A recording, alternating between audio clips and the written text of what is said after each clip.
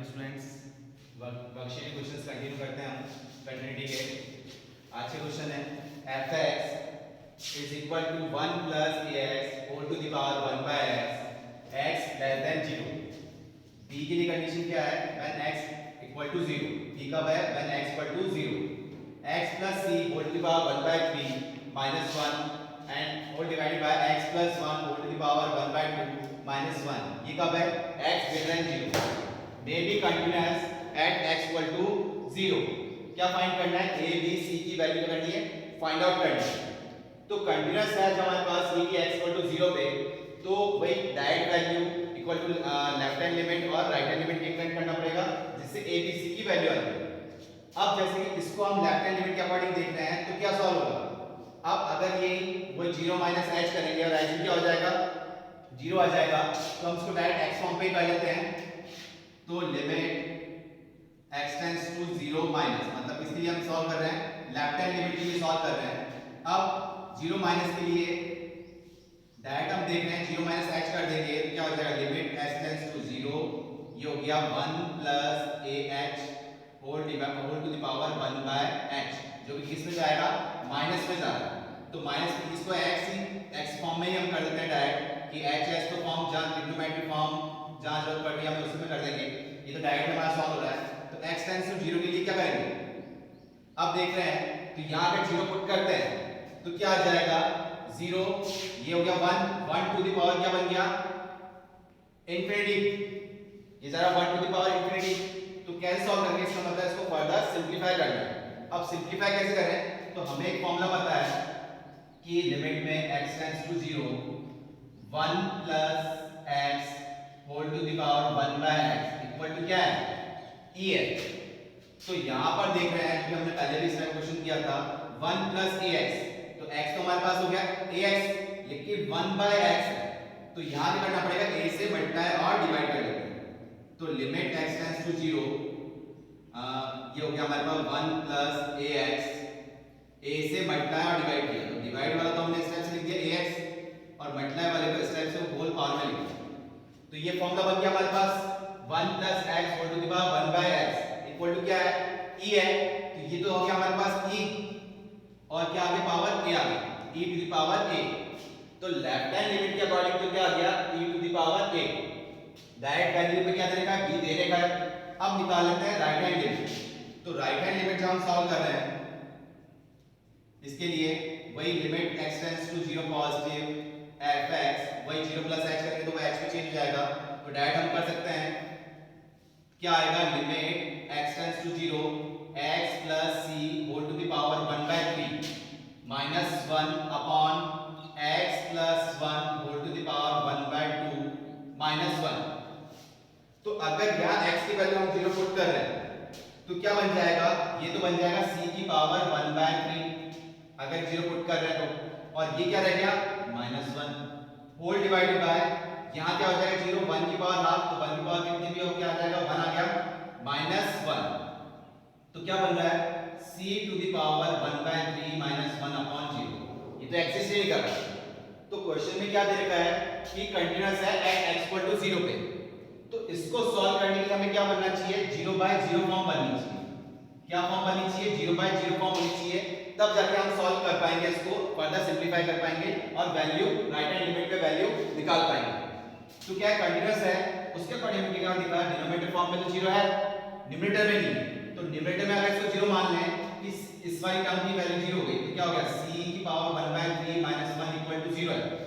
तो c की power 1 by 3 equal to 1 हो जाएगा, मतलब c की वैल्यू क्या आ गई? 1 आ गई। ये हमको 0 बाय 0 फॉर्म बनाना होगा तभी तो हम इसको सॉल्व कर पाएंगे। कि कंडीशन क्या है? कंटीन्यूअस है। कंटीन्यूअस, ये तो नॉट डिफाइंड फॉर्म में जा रहा है, तो कंटीन्यूअस है इसलिए हमने क्या बना लिया? इसको 0 बाय 0 फॉर्म में बना लिया, जिससे c की वैल्यू क्या आ गई हमारे पास? 1 आ गई।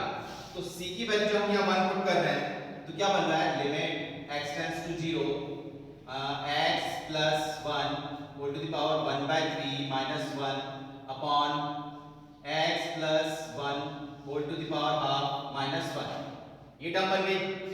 अभी भी x की वैल्यू 0 पुट कर रहे हैं तो क्या बन रहा है? 0 बाय 0 फॉर्म बनी हुई है, क्योंकि c की वैल्यू हमने इसी फॉर्म से तो निकाली है कि 0 बाय 0 फॉर्म बन जाए। तो अब क्या करें? 0 बाय 0 फॉर्म बन रही है तो आप क्या कर सकते या तो फॉर्मूला यूज करें या फिर एल हॉस्पिटल रूल आप लगा सकते हैं। तो एल हॉस्पिटल रूल हम लगा लेते हैं इसमें। एल हॉस्पिटल रूल क्या करें, लिमिट में डिफरेंशिएट कर दें, लिमिट x टेंड्स टू 0, यहां किया तो कितना आ जाएगा, और x की वैल्यू क्या है, और सॉरी c की वैल्यू क्या है 1 है, तो क्या आ जाएगा 1/3 x प्लस 1, और 1/3 माइनस 1 कर रहे हैं तो कितना आ जाएगा -2/3, और x का डिफरेंस कितना हो गया 1 हो जाएगा, और 1 कितना हो जाएगा 0। तो ऊपर तो ये आ गया डिफरेंशियल फॉर्म, नीचे जब हम कर रहे हैं तो क्या आ जाएगा हाफ x प्लस 1, तो हाफ माइनस 1 कितना हो जाएगा -हाफ, ये टर्म हो गई।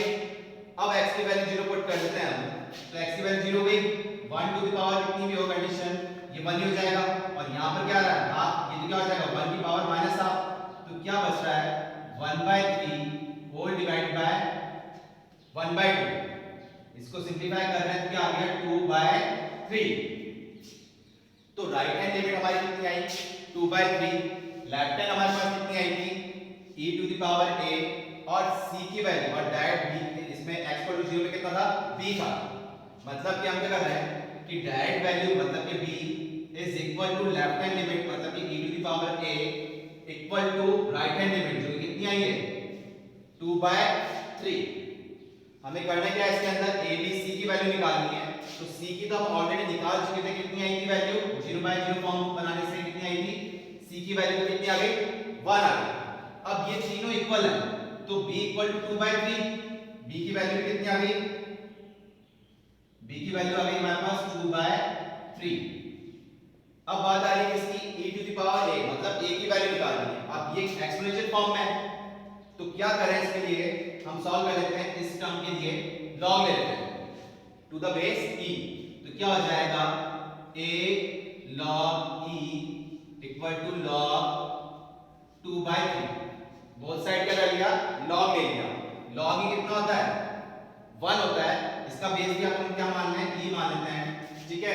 तो बेस कितना आ रहा है ये e हो गया, तो log e कितना हो गया 1 हो गया, तो a की वैल्यू क्या हुई log e 2/3, तो a की वैल्यू हमारे पास क्या आई log 2/3 to the base e।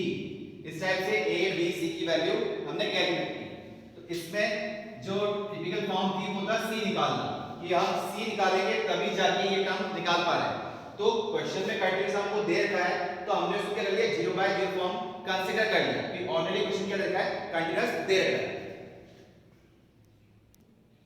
Next question है हमारे पास fx is equal to sin cos x minus cos x और whole divided by pi minus 2x का whole square when x not equal to π/2, और k कब है when x equal to π/2 is continuous at x equal to π/2, then find the value of k की वैल्यू find out करनी है, तो वही कंटिन्यूटी रूल लगाना है, लेफ्ट हैंड और राइट हैंड तो इसमें जा रहा है, तो और सिमिलर आंसर देंगे तो कोई सी भी एक टर्म ले लेते हैं हम, जैसे कि हम कर रहे हैं लेफ्ट हैंड लिमिट वाला सॉल्व कर रहे हैं। तो लेफ्ट हैंड लिमिट वाला क्या हो जाएगा x tends to π/2 minus fx, मतलब कि ये हो जाएगा हमारे पास लिमिट h टेंड्स टू 0 और ये हो जाएगा f π/2 माइनस का h। अब इसको सॉल्व कर रहे हैं π/2 माइनस h, तो क्या आ रहा है limit h tends to 0 sin, और ये हो गया cos π/2 माइनस का h, माइनस का cos π/2 minus h whole divided by pi minus 2 और ब्रैकेट में आ गया π/2 माइनस h और इसका होल स्क्वायर, ये टर्म बन रही है। तो पहले इसको सिंपलीफाई करते हैं, limit h tends to 0 sin, अब ये cos π/2 माइनस थीटा कितना होता है sin थीटा, ये तो आ गया sin। नेक्स्ट ये भी कितना हो जाएगा sin h whole divide by, इसको जब सॉल्व कर रहे हैं तो पाई, ये भी माइनस का पाई बचेगा, पाई से पाई कैंसिल आउट हो जाएंगे, ये 2 जब मल्टीप्लाई कर रहे हैं इससे तो क्या बचेगा पाई बचेगा माइनस में, तो ये पाई पाई कैंसिल आउट हो गए, माइनस माइनस प्लस 2h, तो ये बच रहा है 2h का होल स्क्वायर। अब h की वैल्यू अगर हम 0 पुट करते हैं तो क्या बन जाएगा sin 0 0, फिर sin 0 0 हो गया, ये 0 है तो कितना हो गया 0 और ये कितना हो हो जाएगा 0, तो 0/0 फॉर्म बन रही है। मतलब कि फर्दर सिंपलीफाई करना है। अब कैसे करें, यहाँ sin h होता तो हम कर लेते इसको फटाफट। अब ये टर्म कैसे सिंपलीफाई करें, तो sin x के लिए आपने एक्सपेंशन फॉर्म लर्न की होगी, जैसे एक्सपोनेंशियल की लर्न की थी और आपने 1 + x इनकी टर्म्स की थी। तो ट्रिग्नोमेट्रिक फॉर्म में sin x का एक्सपेंशन क्या है, x - x³ upon 3 factorial plus x⁵ upon 5 factorial and so on, इस टाइप से चलती है। तो ये था sin x के लिए, ठीक है। अब इसको अगर हम एक्सपेंड करते हैं इसी फॉर्म में तो क्या हो जाएगा, लिमिट s टेंड्स टू 0, यहां कितना है, ये sin x है, बट इधर sin x वाली टर्म क्या है, ये है। तो क्या आ जाएगा, इसको अगर एक्सपेंड करेंगे तो sin h, क्योंकि x लिखना है हमको, तो क्या लिखा जाएगा, x क्या है यहाँ पर sin h, इसको क्या है, ये बोल रहे हैं x, तो ये आ गया sin h फॉर्मूले के अकॉर्डिंग। फिर माइनस क्या है, x³ / 3 फैक्टोरियल, इधर x क्या चीज है, sin h, ये हो जाएगा sin³ h अपॉन 3 फैक्टोरियल। फिर है x⁵, मतलब यहाँ x ये है, ये हो जाएगा sin⁵ h अपॉन कितना हो जाएगा, ये 5 फैक्टोरियल। लास्ट अप टू ये सॉन चले जा रहा है इस टाइप से, ठीक है। अब यहाँ पर हम देख रहे हैं कि ये टर्म कितनी बन जाएगी, ये कितना आ जाएगा, और लास्ट में माइनस sin h है, ये माइनस में sin h है, होल डिवाइडेड बाय कितनी टर्म बन रही है हमारी, ये 4h²। तो आगे टर्म्स करने से हमारे पास मतलब नहीं है, क्योंकि टर्म क्या बनती जाएगी, यहाँ वैसे हम सब कर रहे हैं तो 0/0 फॉर्म बन रही है। अब देखो यहाँ sin h है और माइनस का sin h, ये तो कैंसिल आउट हो रहा है, इसको तो अपन हटा लेते हैं एक बार, sin h माइनस का sin h। अब अभी भी हम इस 0/0 फॉर्म को देख रहे हैं, तो कैंसिल आउट करने पे क्या बन रही है, टर्म हट जाएगी। तो हम इसमें क्या ले रहे हैं, लिमिट x टेंड्स टू 0। अब इनमें से कॉमन क्या है, एक कॉमन ले लेते हैं कि sin³ h हमने कॉमन ले लिया, हमने इसमें ले लिया माइनस, तो बाहर ले लेते हैं, या माइनस अंदर ही रहने दो, चलो sin³ h ले लिया हमने कॉमन, तो क्या बच रहा है, माइनस का 1/3 फैक्टोरियल, और यहां से जो कॉमन ले लेंगे तो ये टर्म क्या बन जाएगी, ये टर्म बन गई sin² h upon 5 factorial and so on, ये टर्म चलती जा रही है, और डिवाइडेड बाय कितना है, 4h²। यहां तक क्लियर हुआ। अब देख रहे हैं कि sin ये h² है, और एक फॉर्मूला हमको क्या पता है ट्रिग्नोमेट्री में कि लिमिट x टेंड्स टू 0, तो sin x/x कितना होता है, 1 होता है। तो sin³ h जब हम देख रहे हैं तो इसको हम ब्रेक कर सकते हैं कैसे, sin² h के नीचे क्या है, h² ही है, तो sin² h कर लेते हैं, और डिवाइड में क्या है, h² और एक sin h अलग से लिख देते हैं। इस पूरी टर्म इसको हम कर रहे हैं, तो इसको sin³ को क्या लिख दिया, limit s tends to 0 sin² h into sin h, और सेम टर्म लिख दी यहां पर 1/3 factorial plus sin² h upon 5 factorial and so on, whole divided by 4h²। तो इस प्रॉपर्टी के अकॉर्डिंग sin x/x कितना हो जाता है, 1 हो जाता है, 1 लिमिट h टेंड्स टू 0। तो ये टर्म तो हमारी कितनी बन रही है, 1 बन गया, ये टर्म तो कितना आ गया हमारे पास, 1 बन गया। अब बच रहा है क्या, नीचे तो 4 हो गया, ये 4 हम यहां लिख देते हैं, तो ये टर्म तो हमारी कितनी बन गई, 1 बन गई, और ये टर्म बच रही है। अब h की वैल्यू अगर हम पुट करते हैं तो sin 0 क्या होता है, 0, और ये टर्म कुछ भी आंसर दे क्या हो जाएगा, वैसे तो 0 ही दे रहा है ये भी, तो क्या देगा ये 0 इनटू हम मल्टीप्लाई कर रहे हैं तो क्या आंसर देगा 0, और नीचे क्या है 4, ओवरऑल क्या आंसर आएगा 0/4, मतलब के 0, कि 0/0 फॉर्म नहीं बन रही, अब सिर्फ क्या बन रहा है 0, तो 0 तो आंसर आ सकता है। तो इसके अकॉर्डिंग ये हमने किया था लेफ्ट हैंड लिमिट और राइट हैंड लिमिट, मतलब लेफ्ट हैंड लिमिट का आंसर ये 0 आया, राइट हैंड का भी क्या आएगा 0 ही आएगा, क्योंकि सेम फंक्शन पे हम बात कर रहे हैं। और डायरेक्ट π/2 पे कितना है, k है, तो k की वैल्यू क्या होगी 0 हो गई, तो ये फंक्शन क्या है, कंटीन्यूअस है एट x = π/2 पे, तो k की वैल्यू क्या आई 0 आई। तो इस पे मेन जो है आपको साइन का एक्सपेंशन ध्यान रखना है, जो कि ये अपने पास है। ये हुआ। नेक्स्ट क्वेश्चन है हमारे पास fx is equal to cos inverse cot x when x less than pi by 2 pi, ये हमारे पास है greatest integer function pi x किसमें ग्रेटेस्ट इंटीजर फॉर्म में -1 when x is greater than equal to pi by 2। Find jump of discontinuity. ये point देख पा रहा है हमारे पास जंप ऑफ डिसकंटिन्यूटी, मतलब क्या कर रहे हैं कि एक ग्रेटेस्ट इंटीजर फंक्शन में क्या होता है, ग्राफ एकदम से इंटीजर वैल्यू में क्या करता है, जंप हो जाता है कि 0 से 1 पे एक लाइन चल रही है, फिर 1 से 2 पे अपने आप क्या कर गया, जंप कर जाता है। तो जंप ऑफ डिसकंटिन्यूटी फाइंड करनी है। तो फाइंड करने के क्या होता है कि राइट हैंड लिमिट का आंसर, राइट हैंड लिमिट की जो वैल्यू आई है उसमें से लेफ्ट हैंड लिमिट की जो वैल्यू वो माइनस करेंगे, वो है हमारे पास जंप ऑफ डिसकंटिन्यूटी।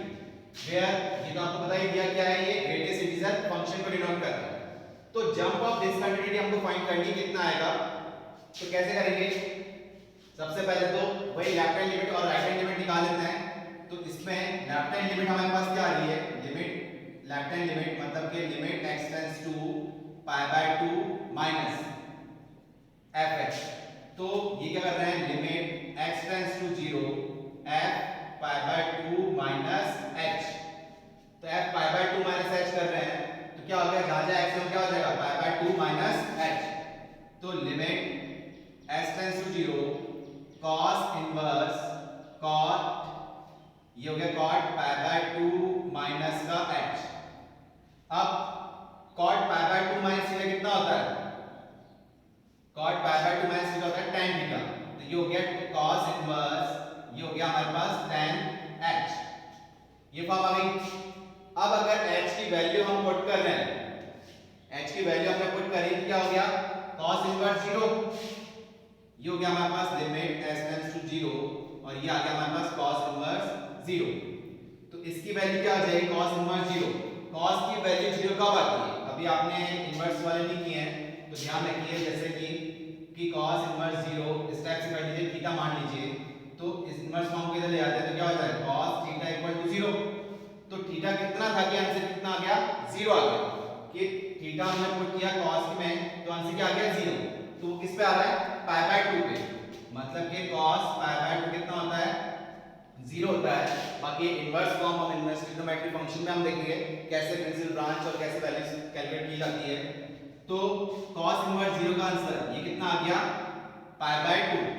तो ये हमारा किसका आंसर आया, लेफ्ट हैंड लिमिट का। सिमिलरली हम किसके लिए निकाल रहे हैं, राइट हैंड लिमिट के लिए निकाल रहे हैं। तो राइट हैंड लिमिट कितना हो जाएगा, limit x tends to pi by 2 plus fx, मतलब कि limit x tends to 0 f pi by 2 plus का h। तो इसमें जो हम कर रहे हैं क्या फॉर्म करेंगे, यहां कर लेते हैं limit s tends to 0 pi, right hand limit के लिए हमारे पास ये फंक्शन जाएगा पाई और ये ग्रेटेस्ट इंटीजर फॉर्म में तो क्या आ जाएगा, पाई बाय 2 प्लस का h और माइनस का 1, ये लिमिट इस पूरे पे। तो ग्रेटेस्ट इंटीजर फॉर्म में है तो हम h की वैल्यू डायरेक्ट पुट नहीं करेंगे, हम क्या देख रहे हैं, पाई बाय 2, पाई की वैल्यू कितनी होती है, जैसे हम देख रहे हैं 3.14 और डिवाइड बाय 2 कर रहे हैं तो कितना आ रहा है, 1.57 अप्रोक्सीमेट आ रहा है। तो 1.57 प्लस h, अगर हम उसको स्टेप्स देखें कि लिमिट s टेंड्स टू 0 पाई और ये ग्रेटेस्ट इंटीजर फॉर्म में है, अगर हम इसको देख रहे हैं 1.57 समथिंग प्लस h जो कि ग्रेटेस्ट इंटीजर फॉर्म में है, तो 1 पॉइंट समथिंग प्लस h भी क्या है, एग्जैक्ट 0 नहीं है, टेंड्स टू 0 है। तो 1 पॉइंट समथिंग में नियरेस्ट कुछ कोई स्मॉलेस्ट वैल्यू ऐड कर रहे हैं तो वो आंसर तो क्या रहेगा, 2 से अबव हो जाएगा, नहीं तो उससे बिलो ही रहेगा, तो 1 पॉइंट समथिंग रहेगा। और ग्रेटेस्ट इंटीजर में 1 पॉइंट समथिंग कुछ हम ले रहे हैं तो उसका आंसर कितना आता है, 1 आता है। तो इसका क्या हो जाएगा, पाई और ग्रेटेस्ट इंटीजर जब ये सॉल्व होगा तो कितना आ गया, 1 आ जाएगा माइनस का 1। तो राइट हैंड लिमिट का आंसर कितना आया, pi minus 1। Jump of discontinuity की हम जब बात कर रहे हैं, जंप तो ग्रेटेस्ट इंटीजर फंक्शन आपको पहले क्लियर कर लिया था हमने जब ग्राफ देखे थे। तो जब जंप ऑफ डिसकंटिन्यूटी हमको फाइंड आउट करना है तो हम क्या कर रहे हैं, नॉन नेगेटिव के according right hand limit minus का left hand limit, right hand limit में से क्या कर रहे हैं, लेफ्ट हैंड लिमिट माइनस कर रहे हैं। मतलब इसमें लेफ्ट हैंड लिमिट और राइट हैंड लिमिट दोनों एग्जिस्ट करती है, लेकिन एक दूसरे के इक्वल नहीं होती। जैसे कि राइट हैंड लिमिट का आंसर आया था हमारे पास कितना, पाई माइनस 1, और लेफ्ट हैंड लिमिट का आंसर आया था हमारे पास कितना, पाई बाय 2। तो दोनों एग्जिस्ट तो कर रही है लेकिन इक्वल नहीं है। तो जंप ऑफ डिसकंटिन्यूटी यही है हमारे पास कि दोनों वैल्यूज एग्जिस्ट तो करती है लेकिन इक्वल नहीं आती है। और जंप ऑफ डिसकंटिन्यूटी जब फाइंड आउट करना है तो राइट हैंड लिमिट में से क्या माइनस कर रहे हैं, लेफ्ट हैंड लिमिट माइनस कर रहे हैं। तो राइट हैंड लिमिट थी हमारे पास पाई माइनस 1, और ये हमने माइनस कर दिया माइनस का पाई बाय 2। तो कितना आ जाएगा, पाई बाय 2 माइनस का 1, मतलब पाई माइनस पाई बाय 2 कितना होता है, पाई बाय 2 हो गया और माइनस का ये आ गया हमारे पास क्या, जंप ऑफ डिसकंटिन्यूटी। क्लियर हुआ आपको ये कि जंप ऑफ डिसकंटिन्यूटी कैसे फाइंड आउट कर रहे हैं। नेक्स्ट क्वेश्चन है हमारे पास, fx is equal to x multiplied by 1 plus a cos x minus b sin x whole divided by x cube when x not equal to 0 and f0 equal to 1. Find the value of a and b when f is continuous function. मतलब fx function जो है continuous है और f0 की value भी हमको दे रखी है और नॉट इक्वल टू मतलब लेफ्ट हैंड और राइट हैंड लिमिट इस फंक्शन में जा रही है और फंक्शन क्या बता रखा है, कंटीन्यूअस बता रखा है। a b की वैल्यू फाइंड आउट करनी है, वही रूल लेंगे, मेन है इसको सॉल्व करना।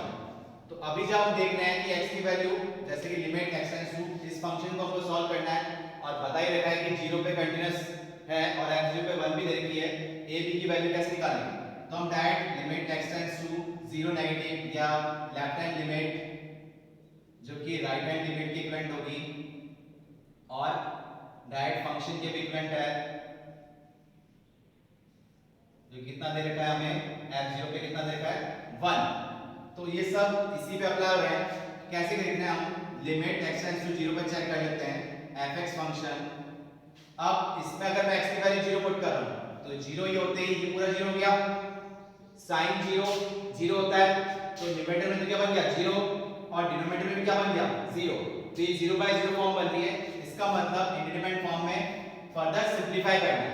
तो फर्दर सिंपलीफाई कैसे करें, इसका डिफरेंशिएट कर लेते हैं, एल हॉस्पिटल रूल यूज कर लेते हैं। तो पहले इसको सिंपलेस्ट फॉर्म में लिख लेते हैं एक बार कि limit x tends to 0 x plus ax cos x minus b sin x whole divide by x cube, ये हमारे पास है। तो अब क्या करें इसमें, L'Hospital rule, L'Hospital rule हम यूज कर रहे हैं। क्या करें, न्यूमरेटर में डिफरेंशिएट और डिनोमिनेटर में डिफरेंशिएट, क्योंकि क्या फॉर्म बन रही है 0 बाय 0 फॉर्म बन रही है। तो न्यूमरेटर में जब हमने किया लिमिट x टेंड्स टू 0 कर रहे हैं कितना क्या 1, ये u into v जा रहा है xb और cos x दोनों डिफरेंशिएट फॉर्म में। तो प्रोडक्ट रूल लगाते हुए ax cos x कर रहे हैं तो कितना आ जाएगा माइनस का sin x plus a cos x और x कर रहे हैं तो कितना आ गया 1। ये प्रोडक्ट रूल के अकॉर्डिंग हो गया, माइनस b sin x कितना होता है cos x, ये तो हो गया न्यूमरेटर में और डिनोमिनेटर में कितना हो जाएगा 3x स्क्वायर। तो अब अगर हम वैल्यू पुट कर रहे हैं 0 तो डिनोमिनेटर में तो क्या बन गया 0 बन रहा है और न्यूमरेटर में अगर पुट कर रहे हैं तो ये क्या बन रहा है 0। यहां तो क्या हो जाएगा x की वैल्यू 0 पुट कर दूंगा तो ये पूरा 0 हो गया, तो क्या बन रहा है 1, ये हो गया 0 या cos 0 कितना होता है 1, तो ये बचेगा हमारे पास a माइनस b cos 0 कितना होता है 1, तो ये बचा माइनस b।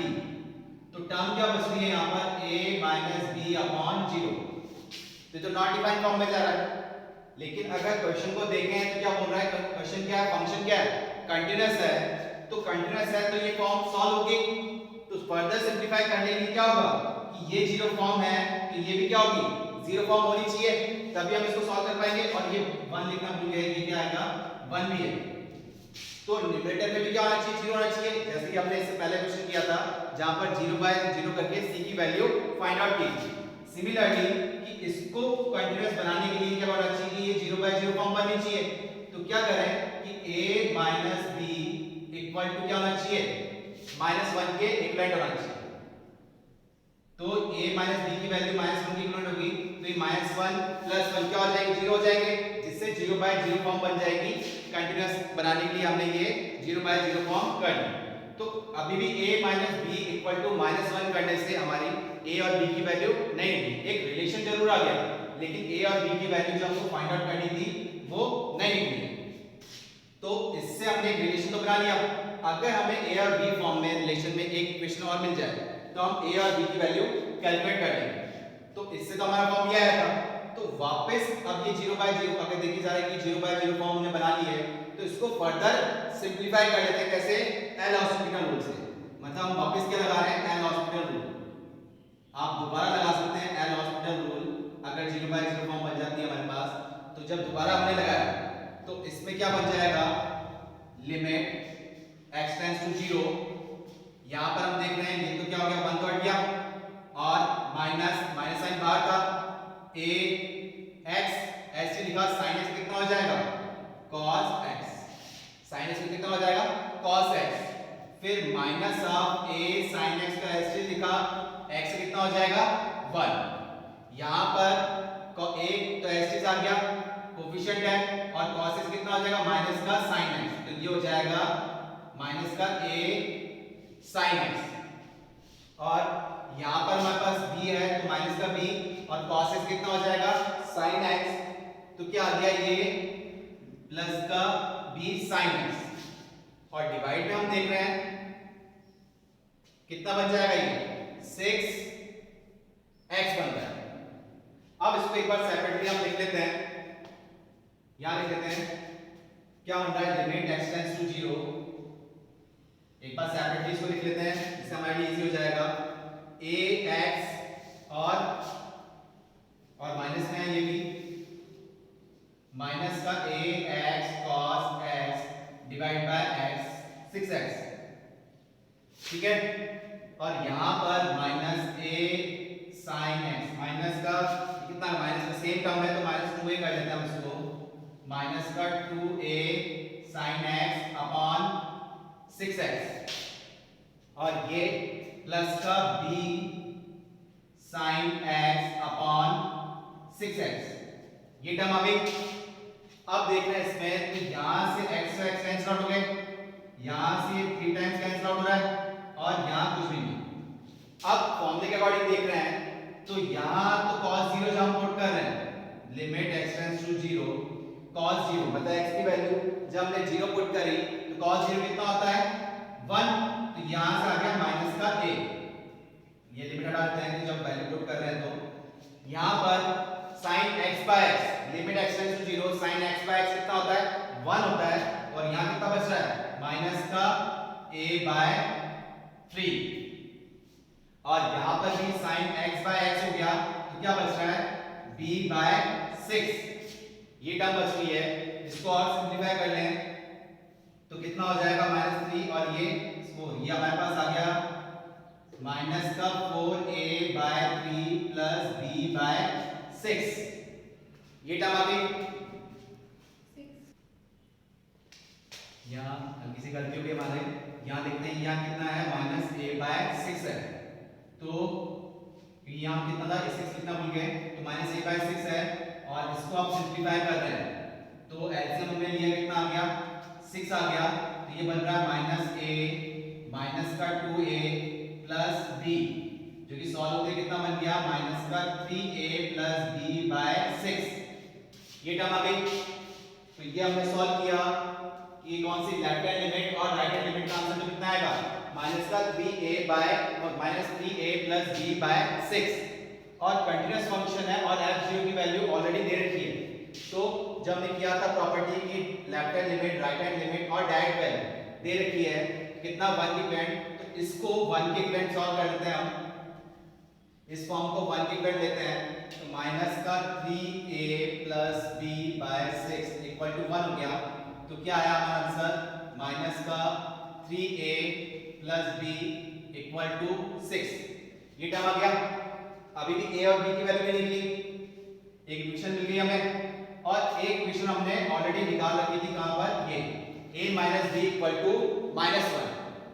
कंपेयर कर लेते हैं और एलिमिनेशन मेथड से सॉल्व कर लेंगे। तो ये हो गया हमारे पास a minus b equal to minus one. Simplify कर रहे हैं, एडिंग कर रहे हैं, तो minus two a equal to 5। तो a की वैल्यू तो हमारे पास आ गई माइनस का 5/2 और b की वैल्यू क्या आ जाएगी कि माइनस का 5/2 हम किसी में पुट कर लें, जैसे इसको पुट कर रहे हैं तो b की वैल्यू आ गई माइनस का 3/2। b की वैल्यू कितनी आ रही है कि जब हमने a की वैल्यू यहाँ माइनस 5/2 पुट करी तो माइनस 5/2 माइनस का b इक्वल टू माइनस 1। तो माइनस साइन कॉमन लेके हमने क्या कर लिया, कट कर लिए, तो क्या आया b इक्वल टू 1 माइनस 5/2। तो b की वैल्यू कितनी आ गई माइनस का 3/2। तो इस टाइप से a और b की वैल्यू हमने निकाली, कैसे कि फंक्शन कंटीन्यूअस था और a की b की वैल्यू फाइंड आउट करनी थी। तो एक बार एल हॉस्पिटल रूल लगाया तो आंसर नहीं मिल रहा था, नॉट डिफाइंड फॉर्म जा रही थी। एक क्वेश्चन के गिवन क्या था, कंटीन्यूअस है, तो हमने न्यूमरेटर को भी जीरो बना लिया, जिससे एक रिलेशन निकल के आया a minus b equal to minus 1। लेकिन a और b की वैल्यू नहीं निकली। तो फर्दर हमने सॉल्व किया, मतलब अगेन एल हॉस्पिटल रूल लगाया, जो कि आप लगा सकते हैं बार बार जब तक 0/0 फॉर्म बन रही है, इन्फिनिटी फॉर्म बन रही है, तो आप एल हॉस्पिटल रूल यूज कर सकते हैं। तो हमने दोबारा लगाया, फिर इसको सेपरेटली सॉल्व किया और लिमिट पुट करी, तो कुछ में लिमिट पुट कर दी और कुछ में लिमिट के लिए फॉर्मूला लग गया। तो हमारा आंसर बना था -3a + b/6। तो प्रॉपर्टी के अकॉर्डिंग, कंटिन्यूटी प्रॉपर्टी के अकॉर्डिंग हमने -3a + b/6 को किसी इक्विवेलेंट कर दिया 1 के इक्विवेलेंट, क्योंकि कंटीन्यूअस फंक्शन है तो यार 0 पे कितनी दे रखी है 1 दे रखी है और हम 0 पे चेक कर रहे थे, तो उसके अकॉर्डिंग रिलेशन बना -3a + b = 6। और एक इक्वेशन हमारे पास थी, तो दोनों इक्वेशन कंपेयर करके a और b की वैल्यू फाइंड आउट कर ली।